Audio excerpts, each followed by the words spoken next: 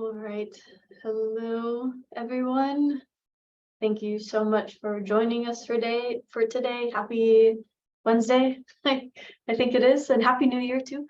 Like I said, thank you for joining us for today. Our presentation that we have for you is mental wellness tips and strategies for surviving and thriving. I'm sure you all are experts at attending our brown bags because we've had a lot of them over the past couple of years, but just in case you are newer or aren't as familiar with the Zoom platform, this is in webinar format, so your cameras and microphones are automatically turned off, so don't worry about accidentally turning anything on. That should not happen. However, I do encourage interaction, so I like to keep the chat box open during our entire time together. There's also a Q&A feature. I'll leave some time at the end for any questions that may pop up with this presentation. We don't usually get too many, but just in case, there will be time at the end, but feel free to drop any comments or questions or just say hello in the chat box or utilize that Q&A feature. You may also notice that today is being recorded, so we will be posting that recording to our YouTube channel after today. So in case you fall asleep on me or zone out at all, you can absolutely go back and rewatch that. And you will also be getting a copy of the slides after today too. So with this presentation, it's a part of our wellness series. You'll notice that a lot of the images that we utilize in the slides today are actually directly from our Instagram page at Live Now. So if you're on Instagram and haven't followed us yet, please feel free to do so. You'll notice, like I said, a lot of those images come from it. It's where we post a lot of really great kind of self-care inspirational quotes like the one you see here on this slide, or different ways to be able to practice self-care and why that's important. But in highlighting the quote here by Robert Frost is the best way out is always through. And I think it's a quote that really captures how we have navigated over the past couple of years. We can't always avoid or turn a blind eye to what is happening, but we can absolutely work through it together. So I'm hoping also that you can see my slideshow okay, but if for some reason you cannot, feel free to let me know in the chat and I'll try to do my best to fix that for you all. A little bit of an overview for what we're going to be going through today. We're going to be exploring basically self-care, why it's important that we practice it, what are those different pieces that may make up practicing self-care, and really how we can utilize those tools to build emotional strength within ourselves and even use it to build emotional strength within others too. Why don't we start by addressing some myths about self-care. So I actually have a poll for this slide, so let me pull it up really quickly for you folks. It should just pop up automatically on your screen, and they are anonymous, but how many of you have seen or heard of some of these myths being circulated over the past couple of years, right? So need to be productive, shouldn't feel a certain way, I don't need self-care.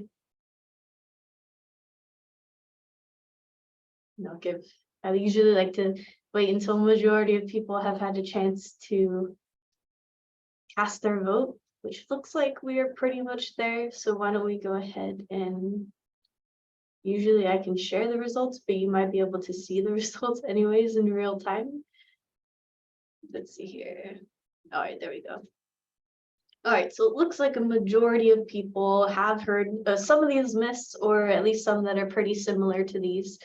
Some are no, right? And some are not sure, and that's okay, right? If you have or have not, just kind of a check-in, right? And know that we are not alone, right? In the kind of information that we have been seeing, especially being shared on social media. So in addressing some of these myths, and thank you to those of you who were able to participate, in addressing some of these myths, number one, I need to be productive, right? We need that feeling of productivity, right? To be able to get through our day sometimes. And it's a really driving factor in how we look at our day and how we reflect on our days and our weeks too. But productivity can actually be reframed to also include self-care and to include time relaxing. I mean, especially during a difficult or stressful time where taking care of ourselves and taking care of our loved ones becomes a priority, we need to make sure that we are taking the time to take care of ourselves too. And take pride in those little wins, right? You know, I woke up on time today, I washed my hair today, the kids learned something new today. These are all things that we can take pride in, right? Those are all wins throughout our day. And working self-care throughout our day is also a sign of productivity. Next myth, right? I shouldn't be feeling a certain way. Okay. It's normal to have mixed or even circular emotions, right? Our moods can fluctuate throughout our day, throughout our week, throughout our lifetime. We just have to be careful about invalidating our experiences or other people's experiences through cross comparison, right? Or telling ourselves that we should be feeling a certain way or we shouldn't be feeling a certain way because of whatever reasons. Right? Maybe we say or hear things like, I shouldn't feel angry or sad or upset because it isn't that big of a deal, right? It's a really small thing. Or maybe some people have it way worse than I do, so I shouldn't be feeling the way that I do. But really, our experiences are our experiences, and they are absolutely valid, right? So as much as we kind of stress to folks to validate other people's emotions and experiences, sometimes we have to do that for ourselves too, and that's a big part of practicing self-care. I don't need self-care. I think that's a big myth, right? We all need self-care, even when we feel like we don't need self-care. And we can actually look at self-care as investing in our mental health. So if you've attended our presentations before, then you might have heard this too, but we can look at it investing or similar to investing in our finances, right? Hopefully we are able to put a little bit of away on a regular basis so that we have something to pull from or to turn to if and when we do need it. But we can look at self-care in the same way, right? All we're doing is depositing into our emotional bank accounts. So the more time we can take on a regular basis to be able to do that, the more we have to pull from. And there may come a time down the road where we have to pull from that emotional bank account to either support ourselves or to help support another person. But the more that we can deposit on a regular basis, the more we invest in ourselves. I think it's really important for us to kind of just touch upon, but really acknowledge this component of grief. What grief really is a sense of loss. And we all have experienced some sort of loss in our communities. This could have been, the loss or death of a loved one, loss of a relationship, a change in family structure, or maybe even loss of expectations for how our year was going to go, right? Since we are in the new year, we're kind of planning out how everything may go. But we don't always know how that's going to work out, right?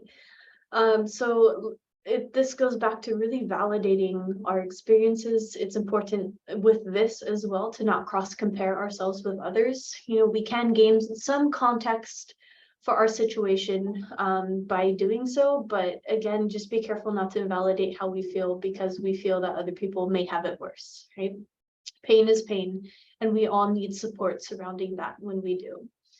If someone has a history of trauma, they may experience a new challenge or experience a grief, and it may intensify or even bring back up similar feelings from their past.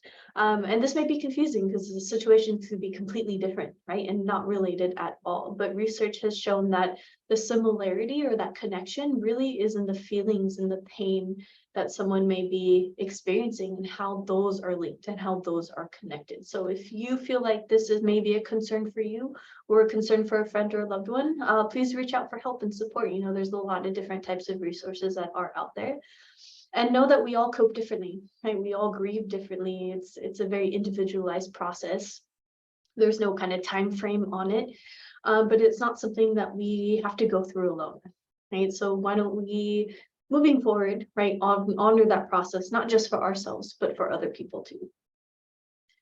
Here is a model.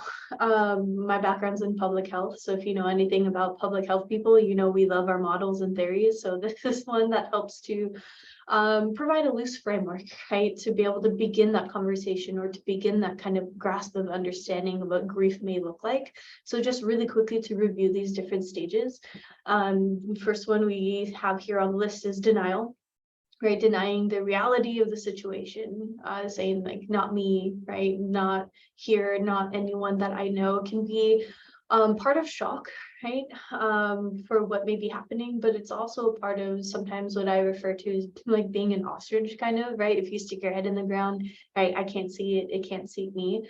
It can't see me, but we need to accept the reality of situations, right, and kind of move out of that denial stage. But it is a piece of this model. Sometimes feeling not in control over situations can lead to feelings of anxiety or anger or irritability, and we can't control everything. So it's important to really focus on what we can control, right? What do we have control over? Like ourselves, right? Our own responses on our own behaviors and the choices that we make.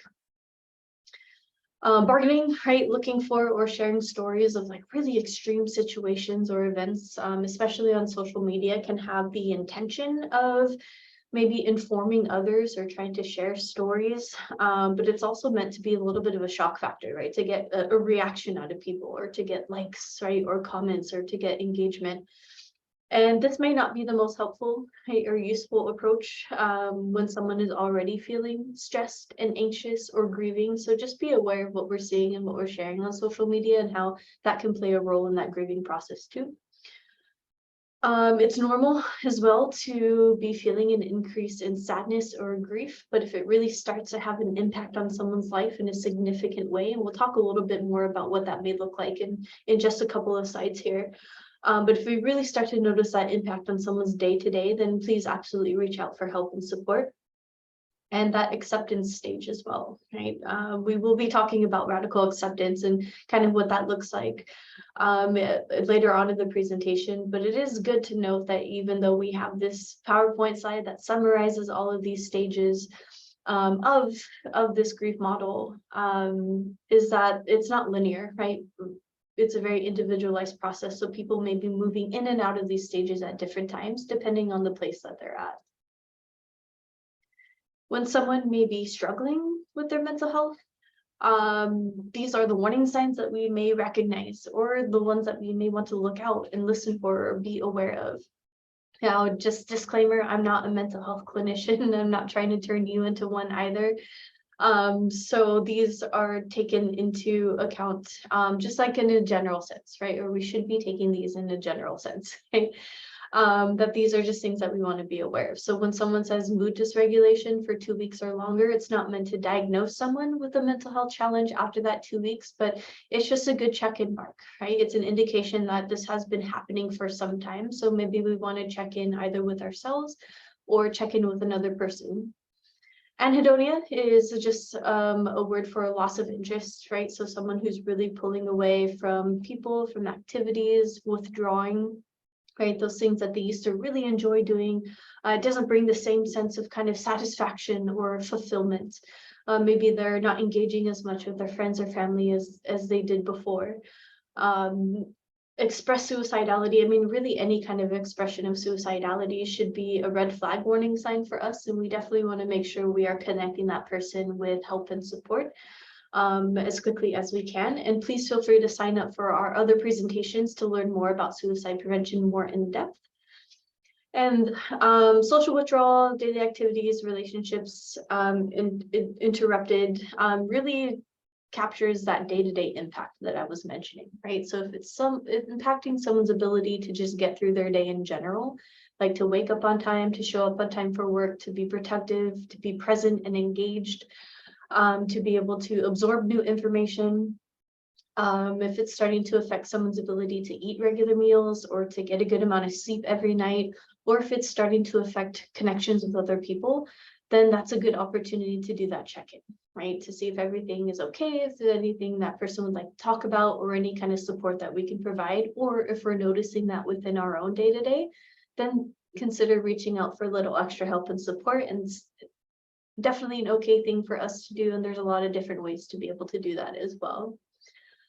We know that there has been an impact on mental health over the past couple of years. I mean, with everything that has been going on, you know, with the pandemic, but also just kind of world events, right, in general.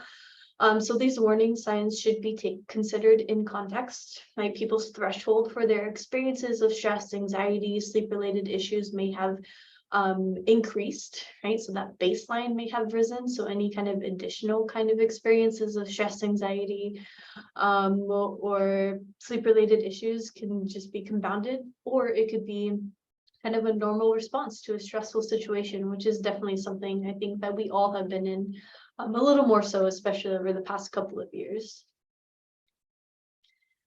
When someone is struggling at work, these are the warning signs that we may recognize. They're pretty similar to the ones that we saw on the previous slide, but they're just kind of really happening in the work setting, right? So eating, sleeping, focus disrupted, isolating behaviors, skipping breaks, right? So not taking time to give ourselves that rest, right, in between meetings, working through our lunch hour or lunch break, just enjoying work less or feeling bored or irritated with our tasks, right, or projects that we're working on and getting done when we may not have felt that way before.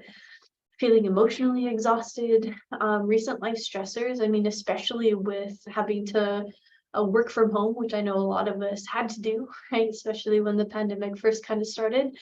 There was a blending of our work and our home environments. So it makes sense that, you know, life stressors may bleed sometimes into our work lives, right? And impact our day-to-day work life too. Overlooking personal needs, staring off into space, right? Kind of echoing that hard to focus or hard to stay focused. Compassion fatigue. This is a slide that provides a little bit of a summary on compassion fatigue. I won't dive too deep into it, but you can definitely go back and review the slide after today. There are also free online screening tests that you can take related to compassion fatigue if you feel like this may be an area that you have some experience in, or you may be heading towards. You can just get an idea of where you might be and what kind of resources or what next steps that you may want to do to help mitigate that. What I did really want to highlight with this slide is the what can you do, right, portion of it. So practicing radical acceptance, which I promise we will talk about in a couple of slides, practicing gratitude, right, finding meaning in our work, even finding meaning in our pain, focusing on what we do have control over versus what we don't have control over, showing compassion for ourselves, right? Have compassion for yourself. What you do is important. Thank you for doing it. And just please make sure that you are taking care of yourself so that you can keep on doing it and that you don't experience any kind of burnout down the road. Typically, these types of presentations focus on risk factors, right? What are the things that we want to look out for or be wary of so we can help prevent them from happening, or we can help mitigate those impacts, right, or those consequences. But it's just as important, if not more so, to also highlight what are those protective factors, especially when we're trying to build resiliency or when we're trying to increase emotional strength. So what's great is that we can identify protective factors on multiple levels, right? Starting on an individual level, going to an interpersonal level. So how we connect with other people, like family, friends, how we connect with the community, right? Or senses of community, how we connect with our environment, and even on a societal level, right? So we can really broaden that scope, but we can absolutely find these protective factors at each and every one of these levels.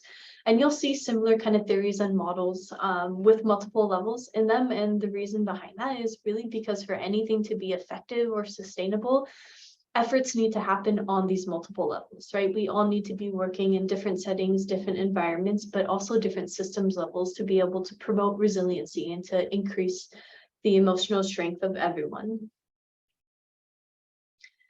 Some self-care tips, right? Since that is really the main focus of what this presentation is here today. We've already talked about the importance of validating our emotions and choosing healthy and positive coping strategies to be able to work through tough situations or difficult emotions. But we also want to make sure that we are staying connected. We're very social beings as human beings. We crave that feeling of being supported and feeling valued by the people that we care about and who care about us as well. We also crave routines, another part of being a human being, right? We like structure, right? And consistency. So keeping a routine can help to provide that sense of structure in our lives. And this also includes taking the time to schedule in that self-care as well. Using social media responsibly, we will be talking a little bit more about what that kind of looks like, but it is important that we are utilizing social media responsibly since it is something that is so very present in our lives today. And especially when we are using it to share information or to share resources, we want to make sure that we're doing it in a good way. We can also consider related to that, not just what we put out there, but what we take in as well, right? We can consider Monitoring our news intake, for example, right? We want to, of course, be informed, right, and stay informed by things that may be happening in our local communities today, or in our country, or in the world, but it may not be the most helpful thing to continuously check the news throughout the day, right? So if you are someone who likes to stay informed, I would suggest maybe setting a time or two during that day to be able to check the news. That way you can get the information that you need, but you can also take the time and energy and focus it on the rest of your day as well, and not be so preoccupied. Sometimes I compare it to like monitoring your caffeine intake. Like, I'm a huge coffee drinker, so I know sometimes I need to monitor that. And when I have too much caffeine, or if I have that extra cup of coffee later in the afternoon, approaching the evening time, I notice that it increases my anxiety levels, or that it impacts my ability to fall asleep later on that evening. So if you're noticing kind of similar trends with checking the news, maybe consider monitoring that for yourself too. We can work on reaching out and giving back. Reaching out or giving back doesn't have to be volunteering with an organization, or huge grand gestures, or major time commitments, or anything like that. It could be something really simple, like checking in with a friend or loved one with a text, a message, or a phone call, and just saying, hey, I was thinking about you today. I hope you have a good day today, and I'm really thankful to have your friendship in my life, right? Or how are you doing? Right? Just checking in and see how you are. Is there anything that you need, or anything you want to talk about? So it could be really small gestures like that as a way to reach out and give back as well. Sometimes the idea of practicing self-care can be overwhelming, because there's just so many different ways to be able to practice self-care. So if you are feeling unsure about even where to start, then start by going back to the basics, right? Take a look at your sleep. Make sure that you are getting an appropriate amount of sleep every night, because we know that's so impactful for our overall health. Take a look at our diets, right? Eating a healthy, balanced diet, eating healthy, balanced snacks, or snacking well, making sure we're being physically active throughout our day too. All of these things, making sure we're staying hydrated, of course, has benefits for our physical health, but it actually really has an impact on our mental health as well. So take time to explore what those different pieces that make up your self-care plan, and identify those coping skills that are going to work for you in different settings or in different situations. Oftentimes what we need to survive are not necessarily the same things that we need to thrive. So it's important that we do take that time to kind of reflect and brainstorm about how our self-care plans may change over time or in different situations. I know that we're getting back into in-person meetings and settings, but I think it's important to address Zoom fatigue, right? Because we still may be having a lot of screen time during our day. So here are some tips to help mitigate that Zoom fatigue that I know we've all felt before. We know exactly what this is. We may currently be feeling. So just some tips, right, to help mitigate that. Use the biggest screen as we can. Try to declutter your space to the best of your ability. Adjust lighting. Whether it's the lighting on your screen, or the brightness of your screen, or the lighting in the room that you were in, if you are able to decrease eye fatigue. Make yourself comfortable, right? Get that comfortable chair, that comfy blanket, whatever that may be. Move when you can, right? Physical activity is really important, but especially when we're kind of sitting there and staring at a screen all day, it's important to get up and stretch and move around, get that blood flowing a little bit for ourselves. Change your view filters, right? Play around with different settings, and schedule breaks in between Zoom meetings when you can. Like, if you need to actually schedule it into your calendar, do that, right? That's you, like I said, investing in yourselves and taking care of your mental health. And it's okay to take a break, and we should be taking breaks. Utilizing social media responsibly. How exactly do we do that? We can start by making a sandwich. I mean, who doesn't love sandwiches? It's lunchtime. We're probably hungry. You're probably eating right now.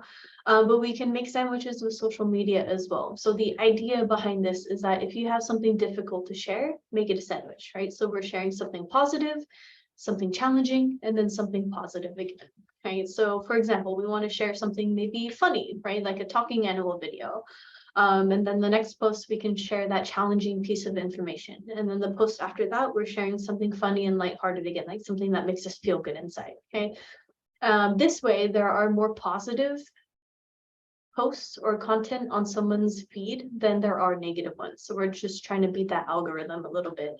by making these social media sandwiches.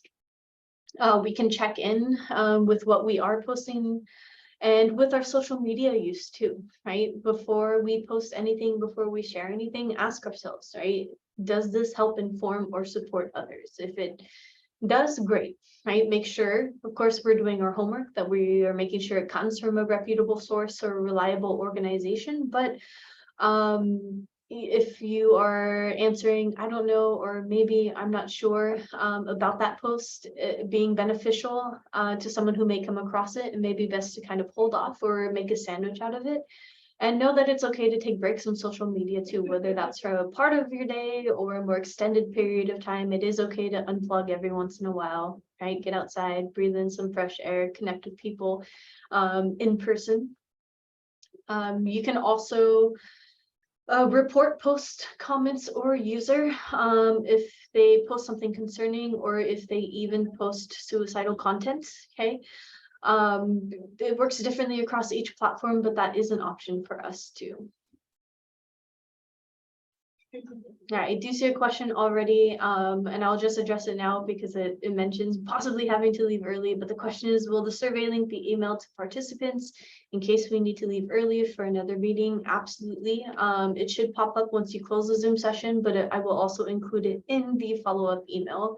But that's a great question, thank you. And if you do have to leave early, totally no worries. I understand. I appreciate what time you are able to spend with me on your lunch hour today.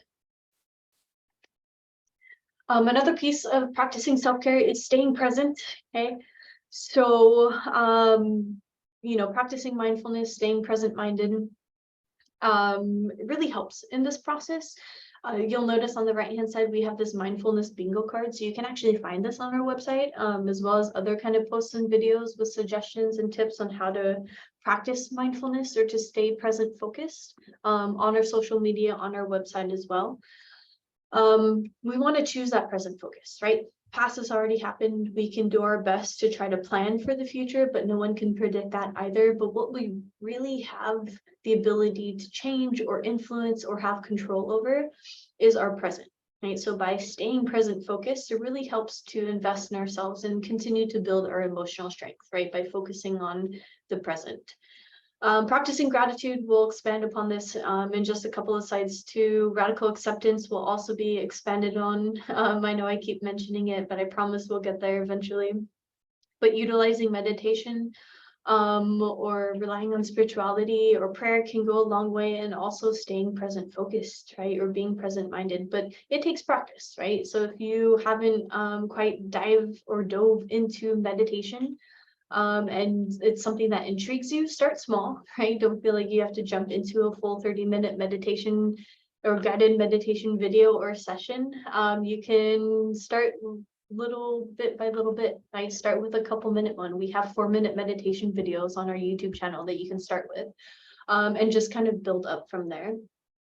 We can also take advantage.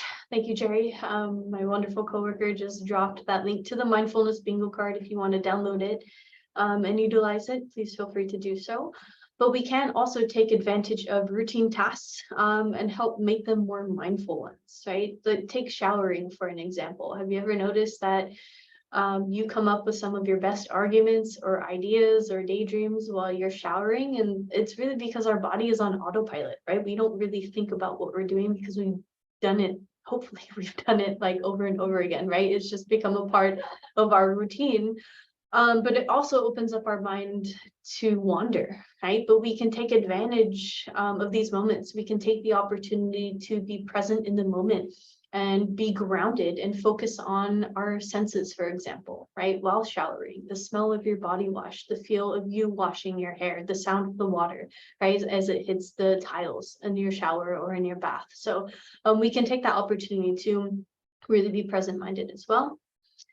Be a good listener, be accessible, responsive, engaged. It may seem like an easy thing to do, but being a good listener is more than just listening to someone talk, right? It's being fully present with that individual, doing our best to minimize any kinds of distractions, validating responses, maybe even asking questions to help clarify, but to also maybe let the other person know that I'm hearing you, right? And I'm hearing what you're saying. I'm just repeating it back to show you that. Another question in the Q&A, where can we access the recording? I will email you a link in the follow-up email, but we'll also be posting it on our YouTube channel too. Right, I see that Danielle likes to sing in the shower, which is good self-care for her. That's awesome. If you all have ideas on ways that you can practice self-care yourselves, and you feel like sharing with the group, please absolutely feel free to do that. I love seeing the different ways that people practice self-care, because it gives me maybe new ideas of things that I can try, or maybe something that I haven't done in a little while. So hopefully maybe it'll inspire other people as well. Practicing gratitude is also a really great way to take care of ourselves too, to take care of our mental health. Take some time at the end of your day, at the end of your week, to reflect on, the people, the things, the experiences that you're just thankful for, that you encountered. I know we often think of like Thanksgiving time as a time to be grateful, and we intentionally take that time to reflect, but it's really something that we should be doing all year round. And there is research that has shown that practicing gratitude and practicing that thankfulness year-round has really wonderful benefits for our mental health. So take that time to reflect. I know we touched upon grief earlier in the presentation already, but we can also do this even during that grieving process, right? I am grateful for my grief because it reminds me that I have been loved and I have loved. So even in those kind of different, or not different, in those difficult spaces, or in those difficult places, we can also take the opportunity to practice some of that gratitude too. All right, finally, radical acceptance, right? I think I mentioned it like 5 times. I'm like, I promise we'll talk about it. No, we're finally here. So radical acceptance is ultimately accepting reality, right? Holding on to thoughts of unfairness, or kind of ruminating over something that has happened and how it's still upsetting you, or how it's still difficult, does not help in accepting the reality of the situation. It's really what keeps us in that kind of stuck place. It keeps us from processing, it keeps us from moving forward. I think with this, it's easy for us to summarize it in a PowerPoint slide, but it's important to know that acceptance is not agreement, right? Accepting that something painful has happened and moving forward is not the same thing as saying that it's okay that that painful thing happened, but rather I'm taking the energy from denying that it happened or ruminating over it and putting it towards healing from it or processing through it. And this takes practice, right? It's a daily practice for some of us. Sometimes this step requires the help of a mental health professional or connecting with a mental health professional, and that's okay, right? But it really does help in practicing that self-care and realizing that we have to focus on what we do have control over, and doing our best to let go of the things that we don't have control over, which may be really difficult. We can also do things to get into our flow, and thank you, Jerry, for dropping that YouTube link in the chat as well. This is where we house all of our recordings and mindfulness videos and previous presentations as well. But we can get into our flow as a way to practice self-care too. There are some activities that provide kind of an extra psychological boost. These are the activities that totally absorb us, right? They challenge us without becoming overwhelming or anything like that. They make us feel fulfilled. They create that feeling of flow, right? So you'll sit down and do an activity, and before you know it, like an hour has passed, but it feels like maybe 10 minutes, right? That's kind of what we mean by that feeling of flow. We are fully immersed, and everyone has their own sources of flow. For some, it may be surfing, right? Catching that wave. For someone else, it may be cooking or playing video games or working in the garden. So whatever your flow is, or wherever you find your flow, it will make you feel effective, confident, and in control. And those are all really great benefits to our mental health when we can feel those things, right? So to get more flow, reflect throughout your day, try to identify those high points during your day, note the times and the activities that get you kind of that in the zone feeling, and try to do those activities more, or activities similar to that. Don't look for flow in passive pursuits. Unfortunately, binging Netflix was not going to put us into our flow. It doesn't offer us the challenge, right, that tends to spark that flow. But once you do find something that sparks it, consider raising the difficulty level in some way. And then inject flow in some regular activities, right? If you inject more meaning or ingenuity into routine or mundane tasks, then you can help make them more rewarding, right? Sometimes I mean, listen to music videos or listen to my favorite song when I'm folding laundry. I almost said sometimes I do laundry. Most times I do laundry. But it's a mundane task for me. I love having clean clothes, but the process of washing them and folding them and hanging them is just like, something I have to do. But sometimes I'll make it a little competition with myself, and I'll try to fold as much as I can or get as much done as I can during the span of my favorite song, right? Or the song I'm really into at the moment. So we can do that with different kind of mundane tasks too. And make the space and honor the space that you have, right, for that flow to happen. If you happen to have an extra hour or so in your day or schedule and you're looking around trying to fill it with something in order to feel productive or to be productive, try just letting it be, right? Try just sitting there and enjoying that time. You're allowing that time for creativity and self-care to happen, and you'll find something, right, that will spark that flow, even if it's just you giving yourself a break. We can also encourage our little ones, right, our Keiki, to practice self-care themselves. We want to make sure, of course, it's developmentally appropriate. So, for example, we're probably not going to jump into the science behind different diseases or illnesses, but maybe we can talk about what happens when someone is feeling unwell, right? They stay home and they get rest and they take care of themselves, right? We can empower them to help whenever possible. So what are the things that we can do to help someone feel better when they are feeling sick or when they aren't feeling as good? We can help them manage their schedules, right? You may or may not know this, but adults sometimes are not the best at managing their schedules, okay? But our little ones, our kids, our children especially rely on us as adults to manage their schedules, right? And their routines, and help them understand that concept of time. There's tons of fun activities online, including ones that you can find on our website, to help our little ones practice self-care and even to practice mindfulness as well. Really what we're doing is helping to build their little emotional toolboxes. So different pieces that can help make up mindfulness practices for our little ones.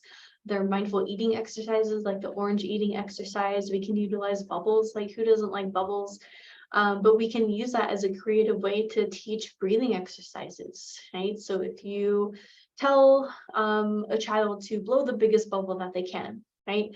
They're going to be really conscious of the types of breaths that they're taking, right? Because if you blow too quickly, that bubble's going to pop right away. But if you blow too slowly, then that bubble's not going to expand as big as you want it to, right? So it's a really creative way for us to really start teaching those tools and strategies when it comes to monitoring our breathing to our little ones in a fun way. We can help them connect with nature, right? Really focus on those senses, focus on grounding exercises, right? Connecting with their environment. There's a lot of really great, wonderful children's books on mindfulness, like the ones you see on the right-hand side of the slide. But an example, right, of a mindfulness exercise. And yes, thank you so much. I see Jerry dropped the Keiki emotional toolbox, and visit the public library for ideas and inspiration for how to build your emotional toolboxes for your little ones. So this is an example of kind of what a mindfulness exercise may look like. And I'll just go through it since we have a little bit of time, and I always talk really quickly when I'm nervous, which seems to happen every single presentation I do. So we're making good time. So why don't we show you this example here? Like, this is what we mean by modifying a mindfulness exercise to be developmentally or age appropriate. So we can go through something really similar to what we see on the left-hand side. We can also utilize those coloring pages on the right-hand side, but I want you to put yourself in that space, find that comfortable seated or standing position, and really focus on the words of this exercise, right? So a tree has roots that flow deep into the earth. Some forests are so old that the tree roots weave together and hold them all in place. When you feel stressed or upset, you can be like a tree, right? And remember to connect to the ground. You ground by taking a big breath through your nose, slowly letting it out through your mouth. Then you can say, I am as tall as a tree. My feet are like roots on the ground. My back is straight like the trunk of the tree. My arms are like branches that I can stretch to the sky. When I wiggle my fingers, they are like the leaves in the wind. My head is the canopy of the tree, right? I can see all around me. I can be like a tree, right? So just a really quick example of what a mindfulness exercise may look like for our little ones. The core of grounding is really engaging our senses, right? So bringing more awareness to our body. Typically adults know how to ground. I mean, hopefully adults know how to ground or ways to ground themselves, but it's a little different with kids. Luckily, we can use really creative things like these in our imagination to help with that process.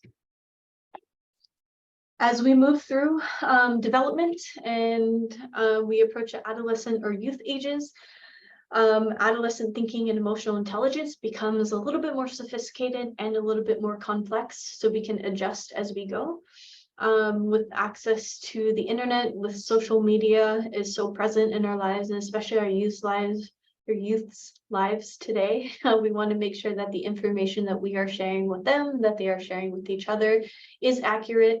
We can encourage and empower them with ways to help and give back in meaningful ways, right? Making positive differences in their own lives or in the lives of the people around them. We can help them to manage their own schedules as well, right? And grasp that concept of time. I mean, youth and adolescents may have a better concept of time than our little ones, but we can still help them to manage that. For example, like a week may seem like a lifetime for a teenager, but it may seem like a drop in a bucket for adults, right? So kind of helping shift that perspective a little bit. And maintaining schedules for our adolescents and our youth just helps with continuing that transition as we re-enter, or at least continue to re-enter. There's a bunch of different kinds of online resources as well. I believe we got a couple of them that we'll be sharing at the end, but just know that there's tons of resources that are out there, and encourage our youth to utilize social media responsibly as well, right? That they can make their own social media sandwiches if they like, but really that even when online, we should always be remaining respectful, right? And compassionate, even when there may be differences of opinions at times, or things that we may not always agree with or see eye to eye on, that at the very least, we are treating each other respectfully, or as respectfully as we can, even in virtual environments or on social media. And recognize different expressions of irritability and anger, or responses to stress and anxiety. Everyone responds differently when it comes to stress and anxiety. Feelings of sadness, these feelings can be expressed in a lot of different ways as well.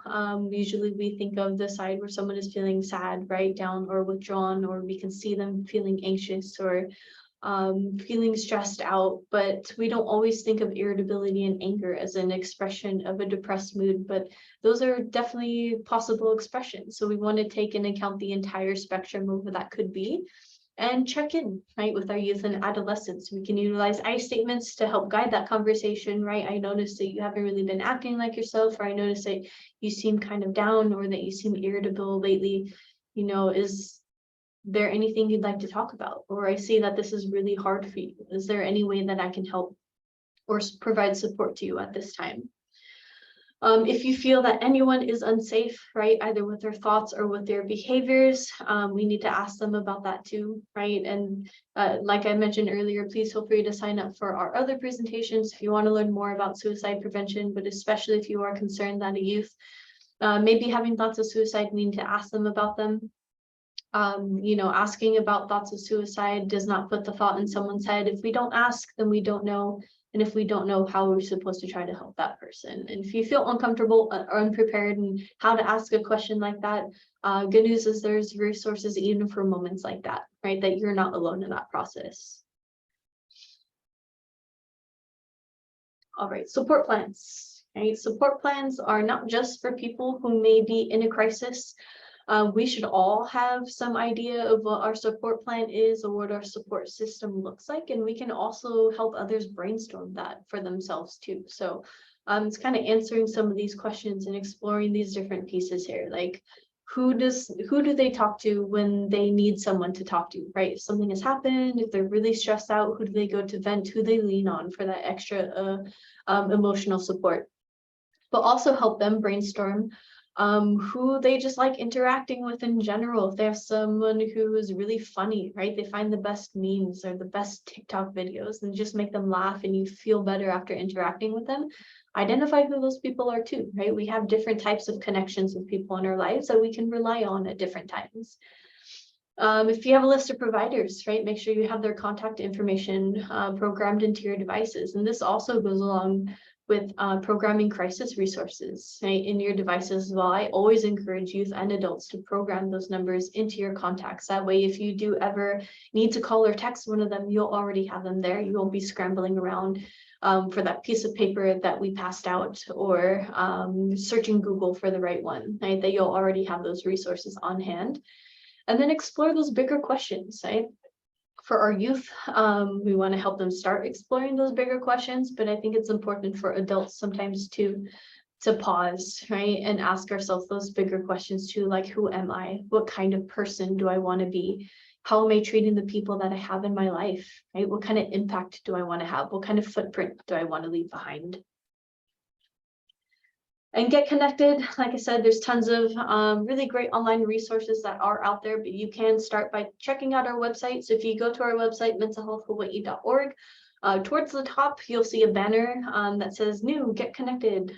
If you click on that, it'll take you to a place where you can connect with our online resources that we've been compiling over the past couple of years, where you can find printable information and activities like that mindfulness bingo card or those coloring pages. You can also find information about upcoming trainings and presentations as well, utilizing that Get Connected page. And social media, right? We're all over it. So if you're all over social media as well, please feel free to connect with us on Facebook. We run a couple of different groups, like the ones you see on the right-hand side. We got a couple pages on Instagram. We're on TikTok, right? Twitter and YouTube, like I mentioned earlier, is where we house a lot of our recordings. Previous presentations, mindfulness videos, different types of activities as well. No Shame, Get Help is a campaign that we launched, I believe, 2021, I want to say, right? It's a newer campaign. We're very excited about it.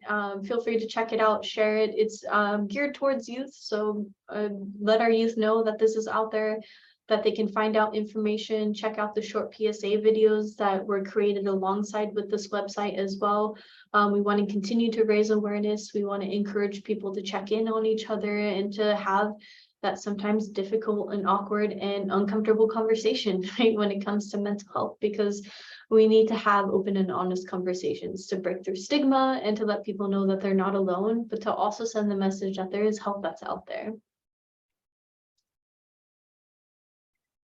Crisis resources I mentioned are super important. So like I said, you'll be getting a copy of these slides and these resources. I know this is kind of a little bit small to read, but 988, just a quick highlight, was formerly the National Suicide Prevention Lifeline. So that really long 1-800-273-TALK number, they just made it a lot easier for us to remember it and shortened it down to 988. So that's great, right? Shorter number for us to remember. We also have Hawaii Cares, which is kind of our local crisis line, but they've also expanded what they offer. So if you're looking for mental health or substance use related services, you can also give Hawaii Cares a call. They can point you in the right direction. There's other types of crisis resources that are out there too, having to do with domestic violence, intimate partner violence, keeping our kupuna safe and our keiki safe as well. There's different apps that are out there too, to help us in practicing self-care. So if you are a tech kind of a person, there's a lot of really cool ones that are out there. Here are a couple that at least one person here on staff at Mental Health America of Hawaii has tried, and they have been proven to be effective. Tons of research has gone into them. They come from reputable sources and organizations. COVID Coach helps you track your mood, right? Learn different kinds of coping skills. CBTI helps you take a look at your sleep hygiene, but just, you know, a couple examples of those different types of apps that you can utilize to take care of yourself. And here's our contact information, including a bit.ly link to our free online screening tools, which is another way that we can check in with ourselves, is to take a free online screening test. And it's not meant to, of course, diagnose anyone with a mental health condition or anything like that, but it does give us a good starting point, right? And it comes with recommendations once you complete that screening test as well. It is anonymous, so you can take it as many times as you would like, but you can find that on that link there. And with that, that's pretty much everything that I have for you today. We got about 10 minutes left to the top of the hour, so really quickly, I'll just drop the survey link in the chat if you don't mind before you hop off, taking a moment to fill that out. We greatly appreciate your feedback. We want to make sure that the information we're providing you is something that you want to learn about, that it's helpful and relevant to you. And if it's not, we want to change that, but we don't know unless you tell us, right? So please fill out that feedback link. I'll also include it in the follow-up email before you head out. We would greatly appreciate that, but any kind of questions, feel free to drop in the chat, use that Q&A. Let me pull it up really quickly and see if there's any that I haven't answered. If you missed them earlier, one of the questions is, will the survey link be emailed to participants in case we need to leave early for another meeting? Absolutely, I will include that in the follow-up email.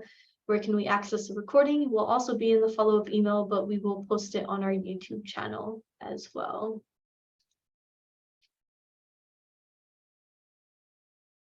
Waiting a moment to see if there's anything that comes up in the chat.